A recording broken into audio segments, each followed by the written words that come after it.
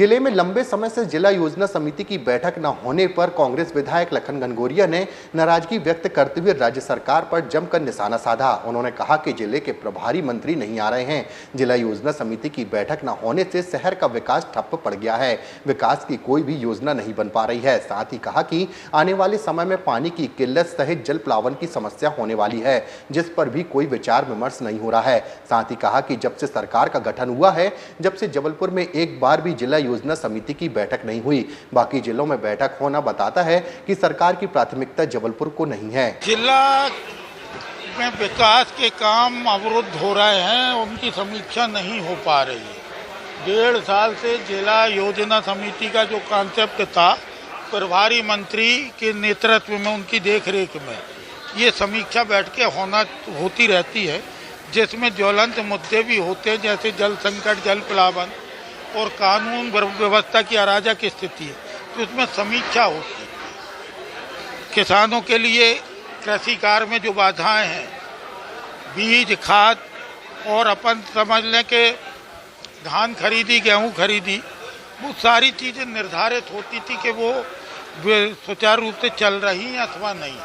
तो जिला योजना समिति एक ऐसा माध्यम था कि प्रभारी मंत्री उसकी बैठक लेके हर महीने 2 महीने में समीक्षा करते हैं। वर्तमान सरकार में जब से सरकार का गठन हुआ है, एक भी बैठक नहीं हुई।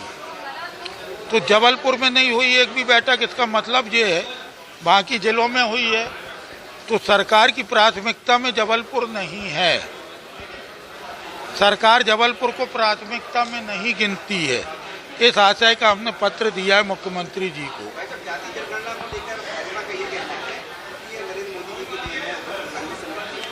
भागवत जी कहते थे, भागवत जी, अब नरेंद्र मोदी से ऊपर है, नीचे है, कहाँ है, दाएं है, बाएं है, हमको नहीं मालूम। लेकिन भागवत जी कहते थे कि जात पात में बांटना नहीं चाहिए सनातन को। भागवत जी कहते थे। और योगी ने बहुत हटके कह दिया था कि जो जात की बात करेगा उसमें रावण और दुर्योधन कटी जाती है। अनुराग ठाकुर ने कहा था कि जो जात की बात है, जो जाति जनगणना की बात कर रहे हैं, उनकी जात का पता नहीं। अब अनुराग ठाकुर अपनी जात का प्रमाण पत्र दें। तो ये जो तमाम जिम्मेदार लोग हैं, ये मोदी जी खुद भी कहते थे इस बात को, और सैकड़ों बार मोदी जी ने बड़े बोलेपन में कहा है कि जात के आधार पर देश को नहीं बांटना चाहिए। फिर आवश्यकता क्या पड़ी मोदी जी को? राहुल गांधी जी ने ऐलानिया शुरू से कहा, भूमि अधिग्रहण बिल वापस आपको लेना पड़ेगा, चाहे जो हो जाए हम वापस करके बताएंगे। करके बताया। किसान बिल पे अकड़ के बोला था, अड़ के बोला था, आपको वापस लेना पड़ेगा। जाति जनगणना को लेके पूरी पदयात्रा हुई है और पूरा देश जानता है कि कौन की स्ट्रेटजी है जाति जनगणना, सब जानते हैं।